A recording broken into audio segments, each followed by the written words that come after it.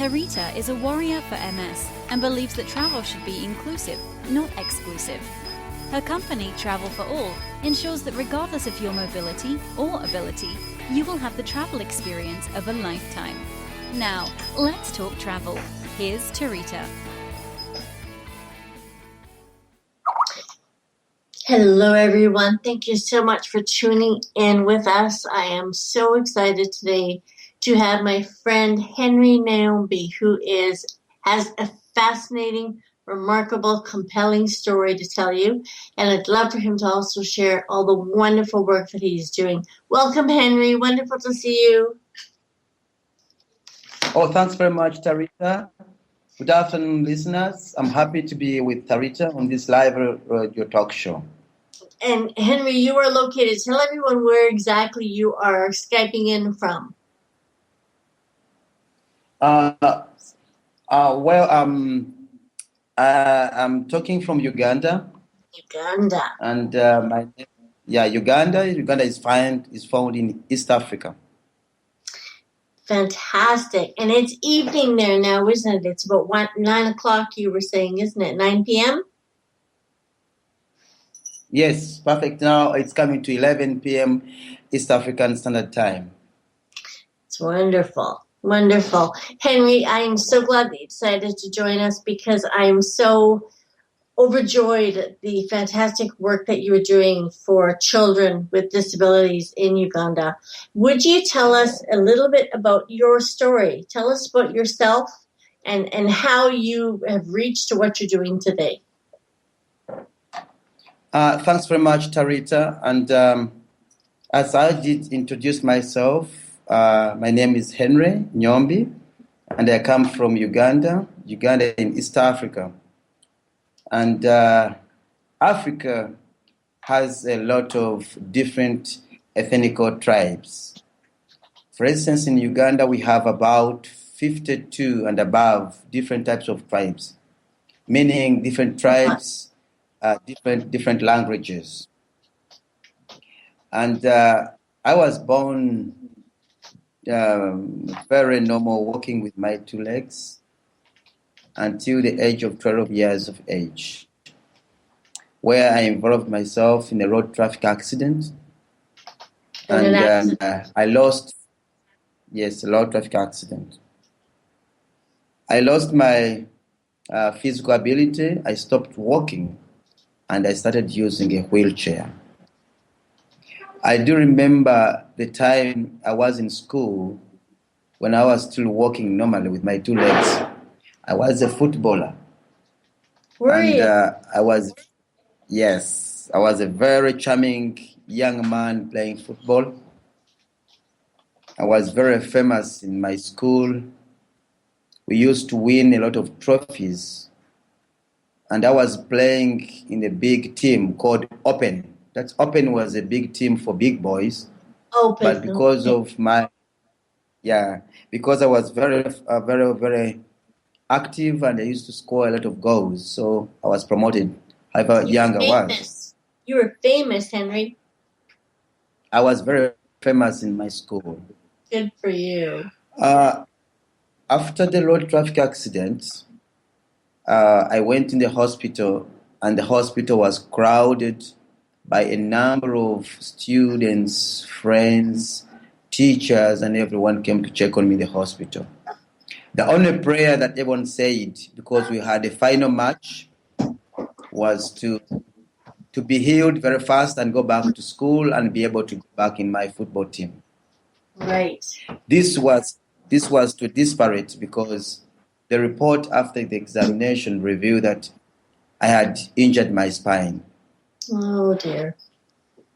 And I will never walk again. How old were you, Henry, exactly again? Yeah, that was just really shocking news for me because even me as a patient, I was very eager to get healed very fast and go back to school and complete the final match. You know, surprising, at the time I was in the hospital, my school requested putting a requisition because we were going to play finals for the extension of the match until I get healed. I was playing number 9. And the tournament organizers really did accept, and the week was extended. Right. The last time I got a visit from the school, I was already in the wheelchair, and everybody could see me on the wheelchair. And this shocked everyone, Right. including all the friends I had, because now I was in the new posture of life, and that is now called disability. Right. Disability in Africa, as I've told you, is basically attached to culture. That's right. Very much so. And culture, if you have any deformity, you attributed that your ancestors, your small gods are not happy with you. Therefore, you have a curse. You have an omen. You are not worthy to be interacted with. And that's the picture when my friends now stopped coming to me because now I was on the wheelchair. Right. That's so sad. I lost all the friends that I had. No one could come back to the hospital again until I was discharged and taken back home in our small room where I used to stay with my mom.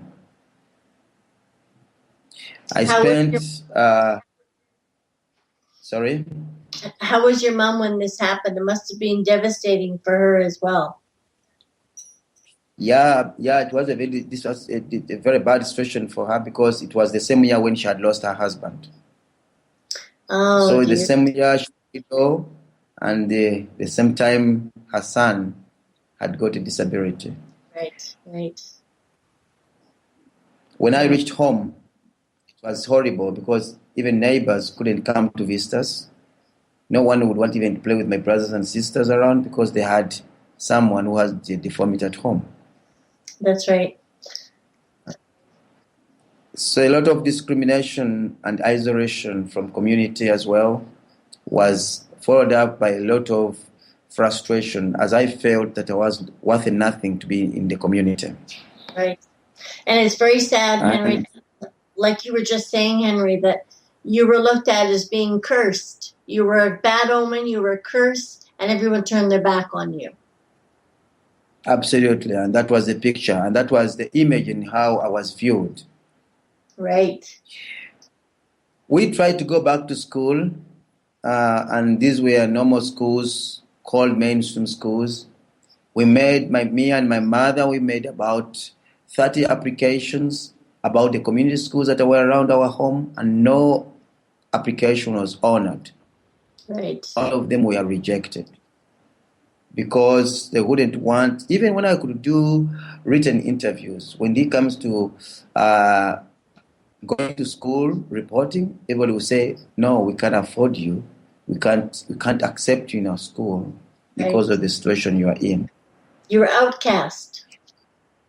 I was cast, exactly. That's how I was viewed. Everyone was saying that how can we bring a cast person closer? Maybe we will also be victims when we come closer to the person who is cast. That's right. The only chance I got in my life when one of my old friends of my late father accepted me in his school. I thought this was bringing back joy and happiness. Right. But to a contrary, on the day I arrived at school, everybody went away from me. Right. It was a boarding school, and the school was completely inaccessible. Yes, yeah. Even in classrooms, it was worse because even when I knew the answer and raised up my hand, no teacher would pick on me because they were not accepting. They couldn't believe that somebody on a wheelchair is in the same school. And the school had about 2,000 students, and I was only one who had a disability. Only one. Only one. Wow. It became worse to the toilets. We had only one pit latrine used at the boys' end, which could accommodate over 600 students. Oh my gosh. I had to crawl down because the toilet openings were very narrow that my wheelchair would go inside. Your wheelchair wouldn't fit through? Yes. The strategy I used first was to reduce on the meals, eat once in a day, not take any drink, to reduce on the chances that you need to use the washrooms. Because even the washrooms were not at all. That's awful. You slowed down how much you ate, and you drank less so that you wouldn't have to use the washroom because you couldn't get into the washroom. It's very sad. Exactly. And I could spend most of my time being hungry, and you have to compete with students who have eaten well. Mm-hmm. They have gone to washrooms. They're living a normal life. And the only chance I could use the toilets was late at night, above midnight, so that every student is sleeping. Then you crawl down slowly and enter into the toilets, which was a lot with negative, because I had a lot of infections. I used to be falling sick off and again, and the diagnosis was always bacterial infections. It's awful. Crawling on a dirty toilet, dirty floor. Yeah. Teachers didn't want to connect with me. Even when we had group discussions, it was difficult to be appreciated in school. I joined a small club in the school because it was a Catholic school. And I joined a club called Legionnaire of Mary, which was basically a charity club offering support in communities, washing clothes for the old people around the community. And I joined it. And slowly by slowly, I could also go and participate in the work that other students would do. And that's the only chance I got some of the students to push me around. Right. This changed this attitude of some of the teachers, as they saw that despite my life on the wheelchair, that I could offer something in the community. Mm-hmm. That's right. I did my final examination with a lot of suffering. To a surprise, I knew education would change my life. That's right. And that's the very time I eventually lost my mother as well. So I became a complete orphan.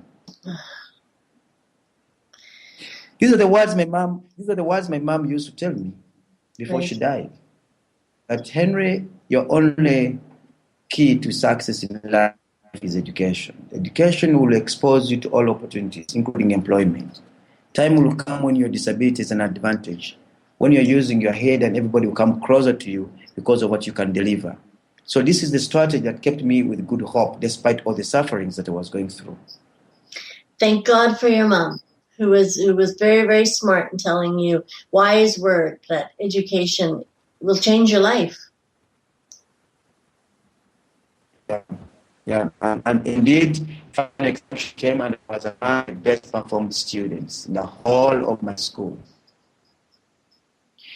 A special party was organized in the school, and all the speeches that were said that day were prizes. And the headmaster's attitude changed. He even committed them himself on that very party to construct ramps, change toilets, and everything, because they saw that disability is not inability. That's right. That was the spark of change of everything in the school and attitudes. I joined the university at the School of Law, and I did law, specializing in the rights of the vulnerable people, including children with disabilities. Yes. And when I finished my school, that's when I started doing the work that I do today. Imagine that, Henry, how far you came. You are a lawyer. I'm so proud. I'm a lawyer now. Yes, I'm so proud of the great work that you have done.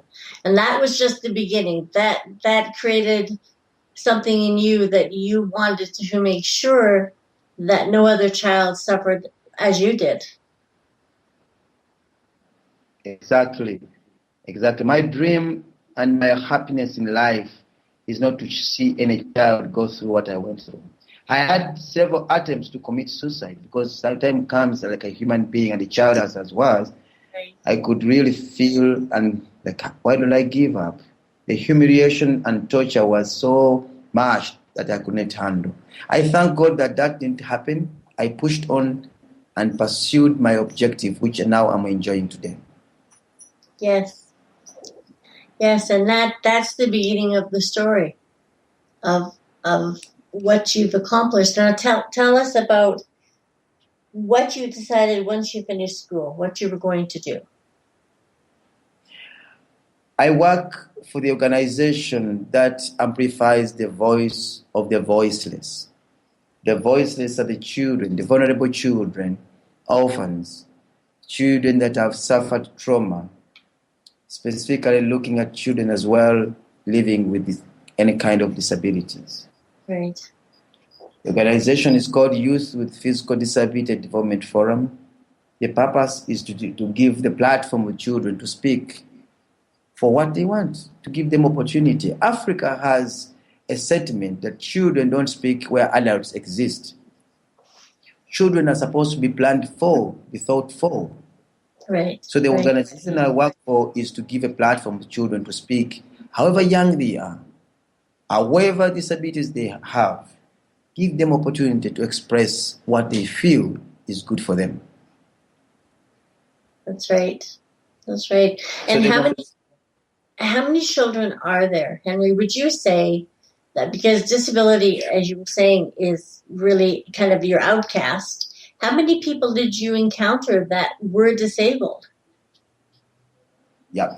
For the last 8 years that we've been in existence, we've supported and worked with over 5,000 children with different types of disabilities, different types of trauma, children who have seen their parents being cut off their nets, victims of the wars, children who have experienced defilement, any kind of traumatized child that Right. we refer to as vulnerable.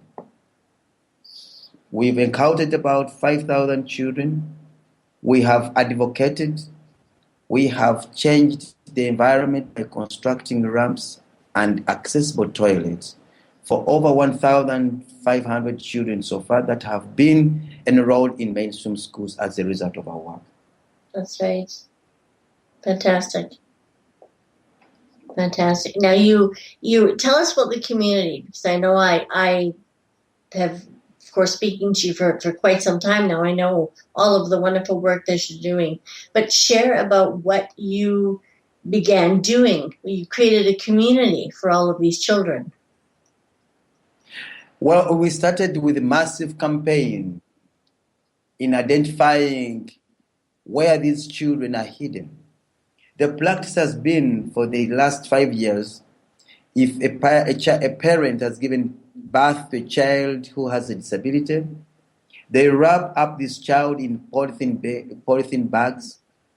They make sure that they block all the oxygen and this child dies. Oh, that just breaks my heart, Henry. If this child takes long to die, they bury this child alive to ensure that they get rid of these disabled children. So myself and my organization, we started with a massive campaign to create awareness, using myself as a role model. Say, look at a disabled lawyer on the wheelchair. If I was buried alive, then I would not be doing the work that I'm doing today. That's right. So we started on... Yes, please. So we embarked with a massive campaign to change the attitude and identifying these children in the communities where they have been hidden in the rooms. Right. It's amazing. I can't believe, Henry, the part that always just upsets me so much is that a child is born and the parents, because they look at this child as being cursed, a demon child from God, they bury this child alive. Exactly. Can't believe that this reality. It still happens in the world, and it's so heart-wrenching. Yeah, well, it's very important, Tarita, that we pay attention to things that happens outside our homes. These appears to be stories, but these are things that we experience and see them happen in the communities. Human beings being treated like insects, like birds, because they have disabilities. I can't live to see this happens in the communities that I live in. So we have talked, we have changed to over 2,000 parents, guardians, caregivers to these children. We have succeeded by now having over 2,000 parents, guardians, and caretakers of such vulnerable children, supporting them in school, and that's a great success for us. I mean, there's no words for it, Henry. You've altered people's lives. What a gift that is for them and for you, because you have changed their lives. They may not be alive today. They probably wouldn't be alive today. It's marvelous. Yeah, Marvelous. And then so the community, you began the community, and then tell us about, it's not just that you're building accessible toilets for these children, you're doing so much more. So tell us about all of the wonderful things that you're doing for these children. We also talk to children who has been whose esteem have been so low because of the history that I've just talked about. This has resulted into having these children with very low self-esteem, who do not believe in themselves, who feel they are worth nothing, extreme shy. Now, these children, over 500 children's attitude have changed. We've counseled them, we've talked to them, they now feel happy. They go to school, they play, they go for co-curricular activities. Yes. And we feel this is a great achievement. The children's esteem has been built as I speak now. It's a remarkable achievement. We had cases where divorce and the domestic violence has been high between husbands and wives of having a child with disability. And all these bad things have been put on the women. Right. So when it is a marriage and the woman gives birth to a child who has a disability, all the family of men will come, stone up this woman because she has brought a curse in the family. Our intervention for the last 5 years has changed this. We see now few domestic violence cases because of disability children born in such families. Right. But instead now, we see our office being overwhelmed by consultations, parents flowing in, asking for advice, asking for support. What can we do? Even families that are rich, well off, they come to seek for ideas. And for us, we feel this is a great achievement if the parents, if the guardians come out to look for information. And we've done this with a lot of passion, and it has changed the mindset of community people. Oh my goodness me. There's so much. There's not just the children that are disabled, but you're also helping the families to understand and to overcome this mental way of thinking that there's something wrong with their child, that their child has no reason to be alive. You've got so many things that you're trying to overcome in Uganda. And for one man to do this, you have a lot of people now that are working with you, don't you? Yes, we have a big staff, passion, people who love children and who love the job, who feel it's very important to do the work that we do, because we know the children are the leaders of tomorrow. Yes. We talk about inclusive communities for everyone, and the communities including the vulnerable children, even the ones with disabilities. Yes. Yes. And, besides that, we know we cannot achieve much if we have communities that do not have policies and laws that protect the right of these children. We embarked on the legal framework where we have two child protection policies in civil organizations. We have over 10,000 civil society organizations supporting vulnerable people. We have made sure that we lobby and advocate all these organizations, including even government sectors, to have child protection policies. And that is something that's still ongoing, isn't it? You're still doing, creating laws to educate people that legally what is the right and the wrong thing to do. Exactly. We have recently succeeded at Ministry of Gender, Labor and Social Development, which house the child commission. Right. We have just introduced a special line number where, in case any community come across a child violation, defilement, torture, corporal punishments, they call 116 and the number goes directly to the police section handling children. And this is a result of our work to ensure that we also, all those cases where children's rights have been violated, they are put at the law, and the court decides. And we believe this has reduced a lot of violation cases, including child sacrifice. You know, there are people who sacrifice children to become rich. They know when you put blood of children in your business, you grow rich.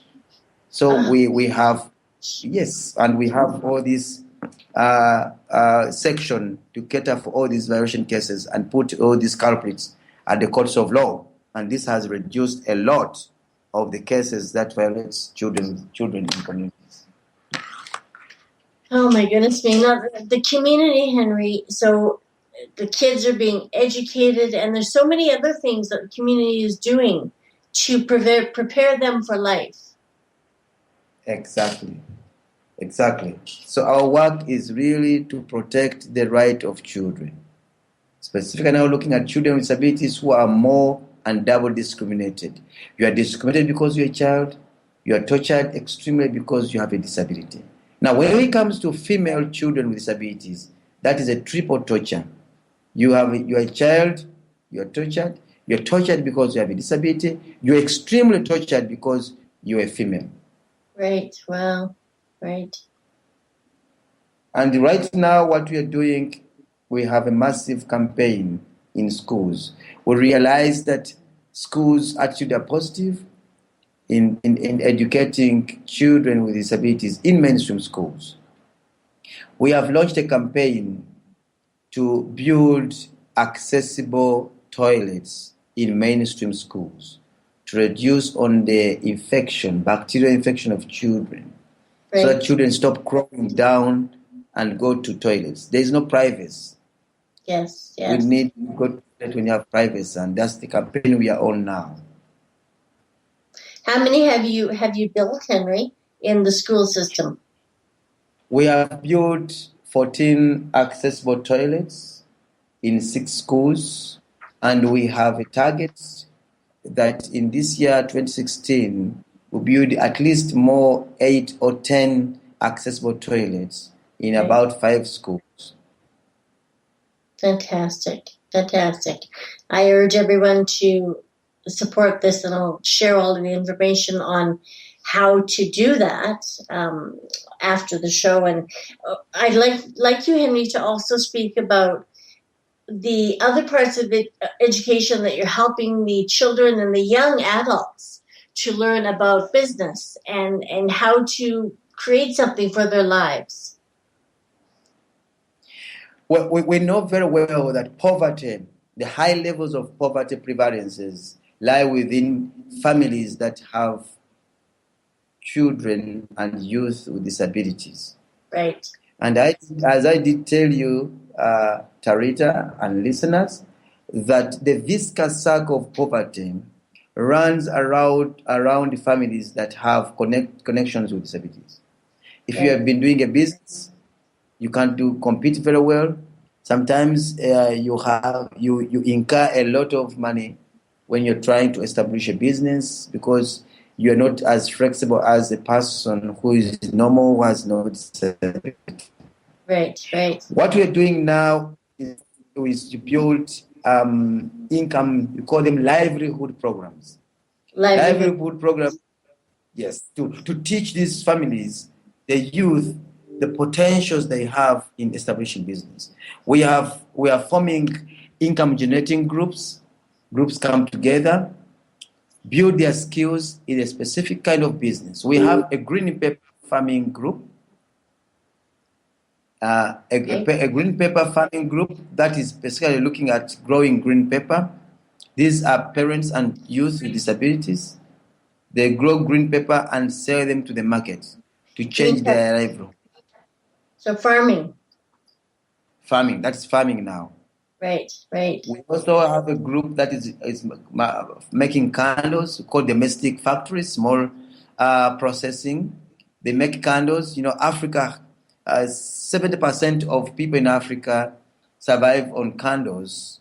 They cannot afford the electricity in their houses. Electricity, right? So they have candles. So, yeah, so this group manufacture candles and pack them and export them to supermarkets where individual buyers come and get them.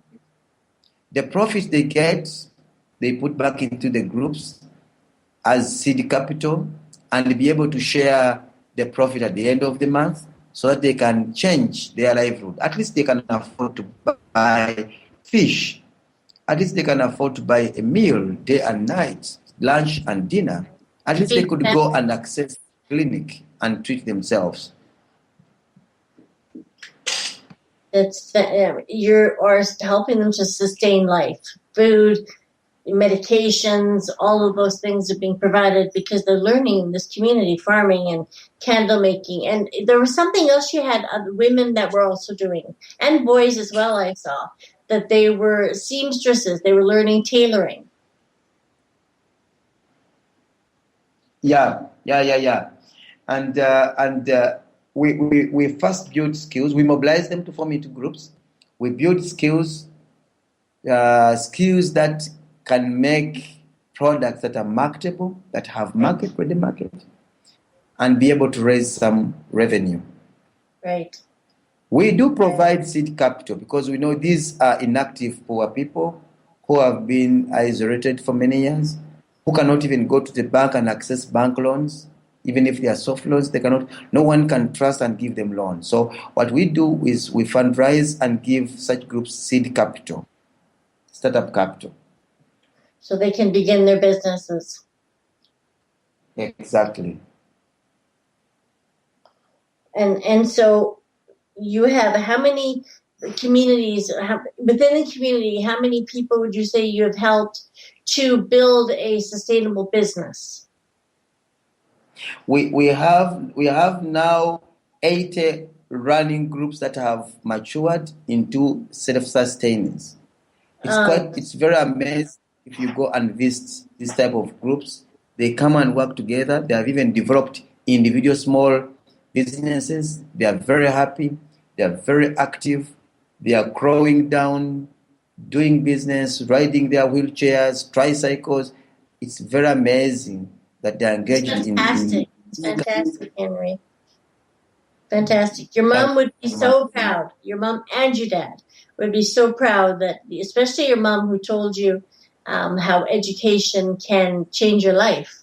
Because that's what you're teaching all these children and these families as well, about how education can change your life. And they are living life because of the fact that you have taught them skills.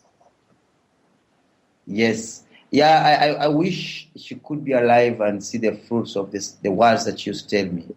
But what makes me happy and compensate all this is to see that the children that I need at least can be helped.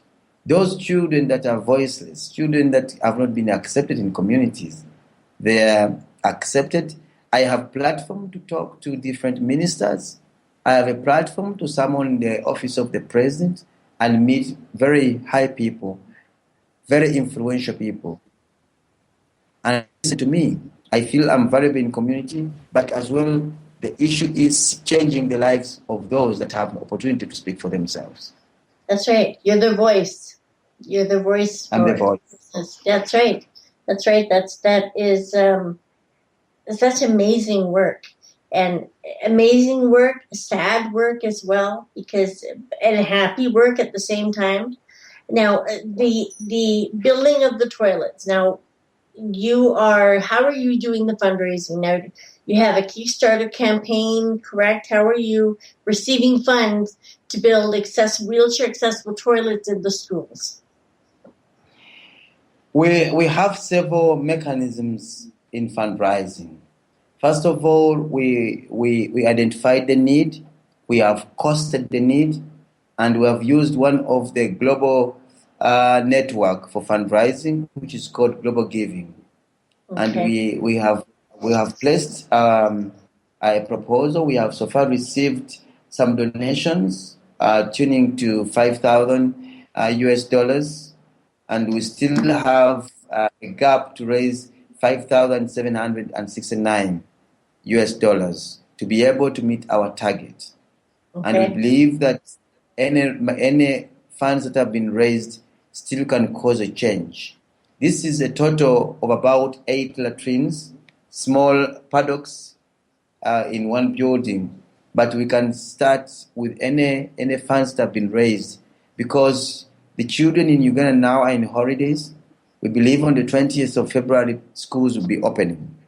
Okay. We have a target of at least, even if we can raise any money, we can start off with one paddock, and then we go to another one, until we finish the whole structure, the whole building. But at least we that's our target. And a kick-off strategy is to ensure that any well-wisher, any donor, small, big, any amount can cause a change to these vulnerable children who have no access to these facilities. That's right. It's, I know that when North America thinks of disability, when we think of needs, we think of needs that are so much larger. We want to have the nicest, newest wheelchair and things that make our life easier.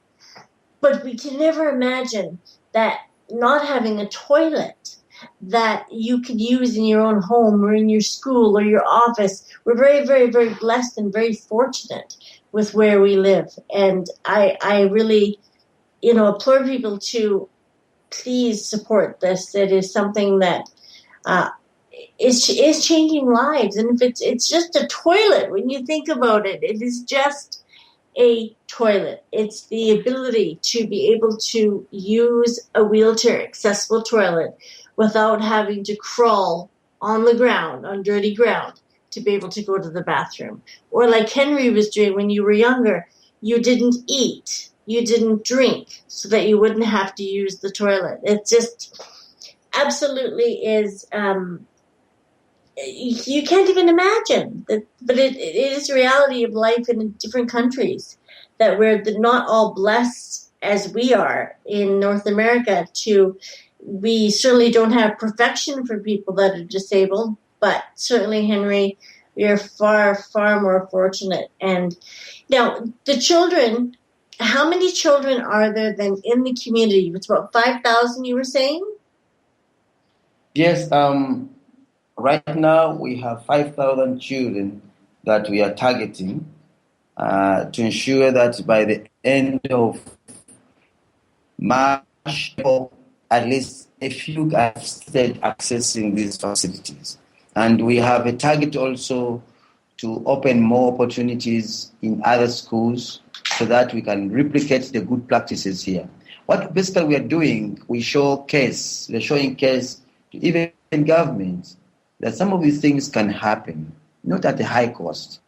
And they are very important. As you said, Tarita, it's very, very important. Sometimes when we have things around us, we don't imagine that really very important. And to other communities that they cannot get them.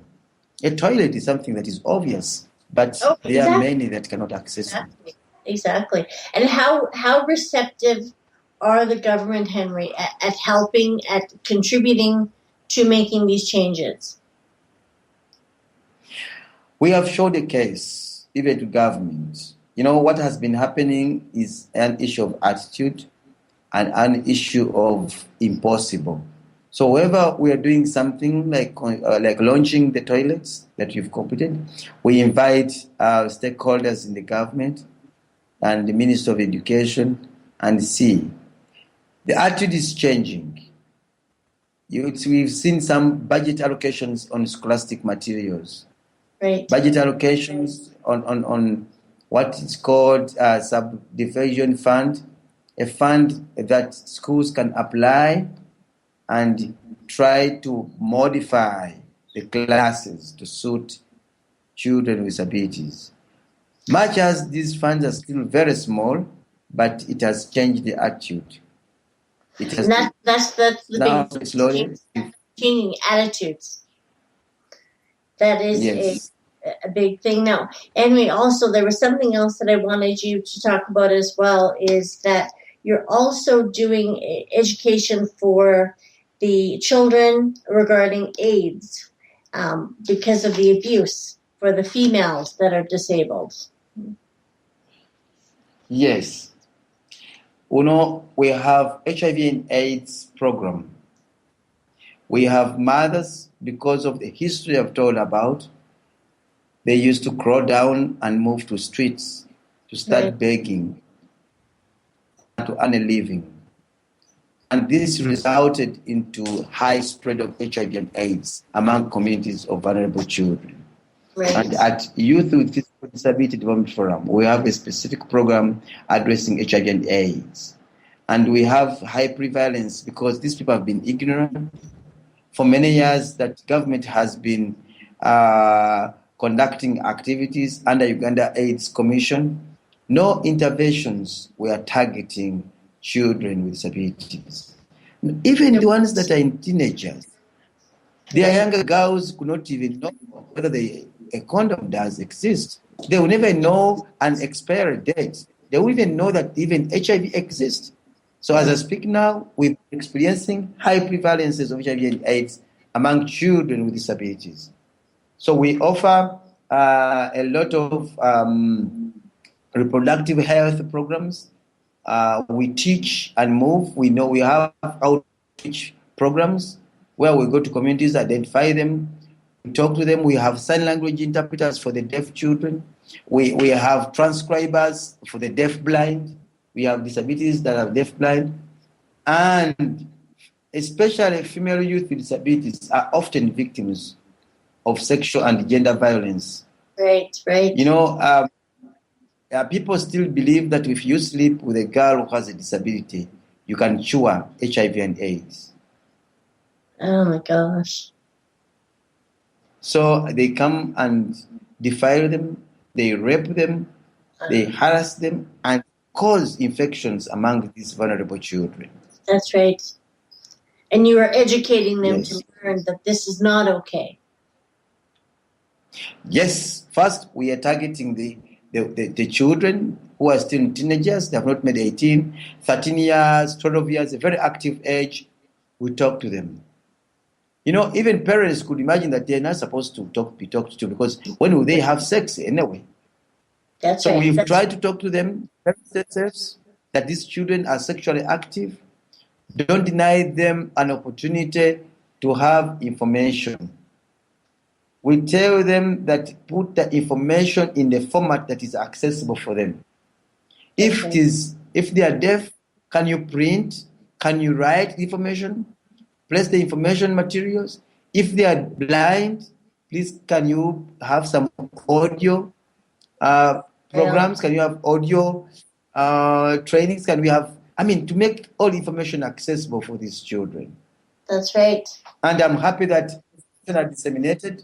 We have done that in the communities, because for us we are in the same category. We are not shy when we're talking to them, because even if you're going to provide education, the big number that has been affected. But not Tarita, the final part of it is that we're not only preventing, but also dealing with the victims, those that have been victims already. We do a lot. We work with the Reach Out. Reach Out is an organization supported by the Canadian government, and we work with them. It provides ARVs, counseling, and also other things like food. So we partner with them and present these numbers of children who are affected and affected by HIV and AIDS, and ensure that they also access services that they are providing. It was difficult in the beginning, but I thank everyone and the communities that we work with that they have certainly appreciating.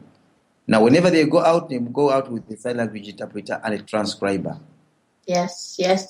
You've given them access to everything, and it's so amazing what the community and you leading this have been able to accomplish for these children. And I think that it's something that it's not just happening in Uganda. It's happening in India.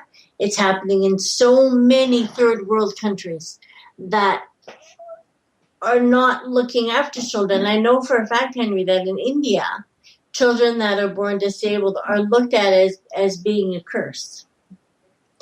That the family did something wrong, or the wife must have had an affair or something. That's the reason that the child is born this way. So it's everywhere in the world. And I just pray that in all of these countries that there's people like you that are the voice of all of these children, because you, as growing up, this is what you experienced, that you were looked at as not being worth anything. You were worthless. As you said, treated like an insect. Exactly. It leaves me speechless, Henry. It really does. And I like to talk, and it just makes me very, very speechless and humble. And I hope that everyone listening realizes that they are so blessed with everything that they have, and to give a little bit of themselves, even if they say, we would like to write to some of the children. Can they do that, Henry? Can they write to some of the children and see if maybe the children would like to receive books? Or can they do things like that as well, Henry? Yes, we can do that, Tarita. It's very possible that we can something to write up about that.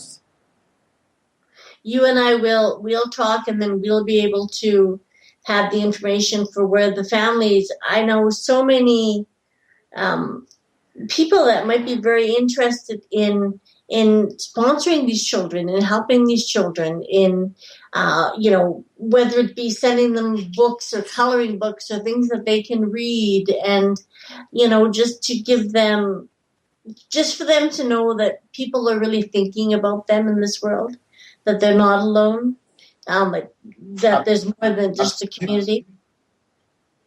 Absolutely, we'll appreciate that, Tarita, and dear listeners, whoever feels that you can really offer a hand, any support is treasured. Even a reading book is very important for a child who feels that I'm also loved, who can feel that somebody from North America send a book and they read the book. That would be great. Colors. Children like coloring. This is great. Amazing. They want to be children. And I know that they want to be able to play games and color in books and be able to do things that every child can enjoy in this world. I think there's so many things that can be done to help the children and community. And now the teachers that you have, are they all volunteer teachers, Henry? Yeah, we have volunteer teachers. We have teachers that come, and some of them come and work for free. And these are teachers, especially sometimes who are experienced in handling special needs children. Right. We have others that are paid, who are paid, and they're on payroll. They are paid for the work that they do, the support they offer to children in these schools. And this sometimes portrays as a big challenge, because as time goes by, they are less paid by government. Sometimes we top up and say, please keep around, keep the job you're doing, because what you're doing is also not placing these children in mainstream schools, but also them accessing quality education. Having teachers that can handle, teachers can develop educational needs, can develop education materials that can fit their educational needs. And these are teachers experienced in handling special needs children. Yes, I think the biggest thing that you need to have is love, compassion, and love. Children are, you're right, they are our future. Yeah. And these children have not had love before, so they feel happy when they are shown love. They feel part of community and regain their confidence, and that is great as far as the lives of these children is concerned. Yes, that is a blessing. If there's people that cannot give money to build the toilet, but they can write a lovely letter to a child telling this child that they are important, or send them a lovely card or a book or something. I think that is so needed as well. These children have grown up knowing that they're loved because of you, Henry, because of your work. Yeah. Of what you've done. And thankfully you knew that when you were growing up, you were loved. Your mother loved you. You knew exactly. that. But these other children, they may not know that they are loved, that they are cherished, that there's a reason that they are on this earth. And that's what we need to be able to give to these children. And I will, as you know, I will work with you so that I can make sure that we can try to get as many people who want to participate and do something for these children. Let's start a group where they can reach out to them and send them love and whatever it is that they would like to give, as well as we'll share the information about the building of the toilets as well, because that's something that's very, very important for these children to attend school, knowing that if they have to go to the washroom, they can go to the washroom. They don't have to not eat or drink for the entire day. So that's important. Yeah. And we will do that, Henry. We will, one step at a time, will make a change in this world and make people aware. That's the biggest thing, is that people don't always tend to be aware, Henry, of what's happening in other parts of the world because they live their lives, they live in their town. Yeah. And I did say that what I've just said is not only happening in Uganda. We've seen, as you said, Tarita, these things happen elsewhere. They also happen in India, South Africa.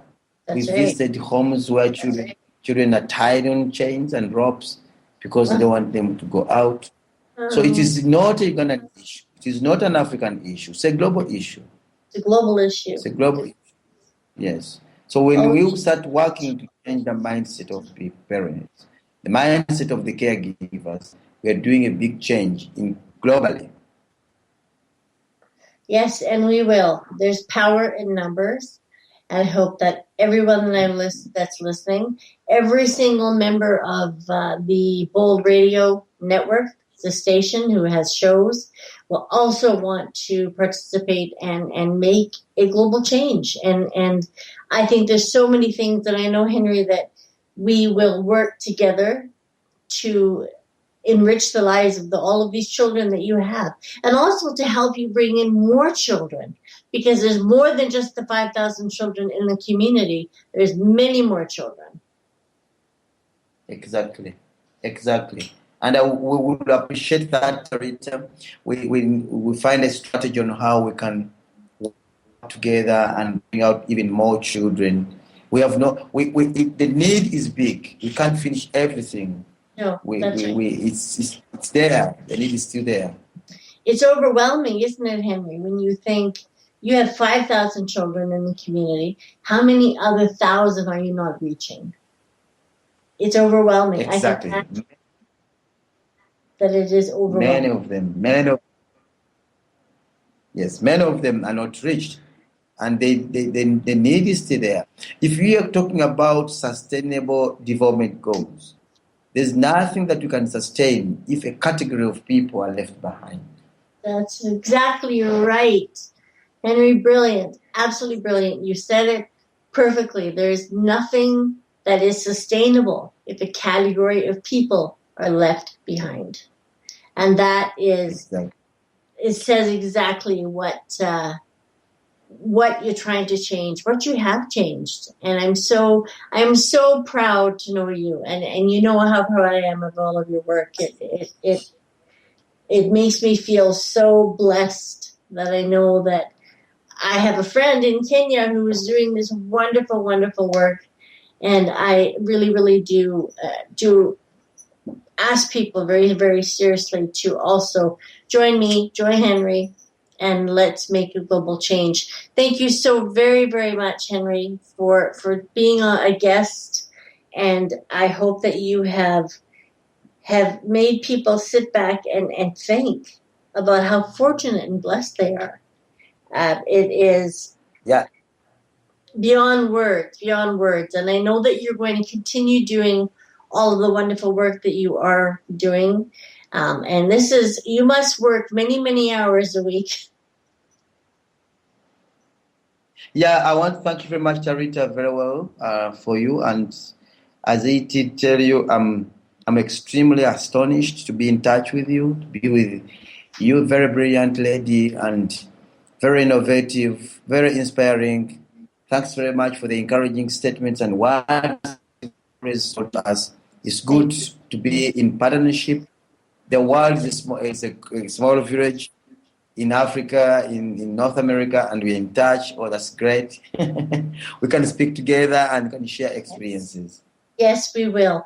Thank you so much. Take good care of all of those children, and let's help you bring and find all of the other children that are hidden that would love to come and be part of the community. Thanks very much. I'm most honored, and thanks so much for hosting me this afternoon.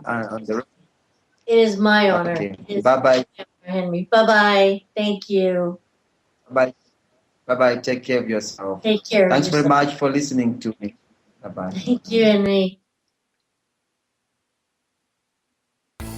Thank you for listening to Travel for Thank All you so Radio. much, everyone, We for hope that tuning in, and I hope that listening to Henry has made you really think about how blessed you are and what you can do.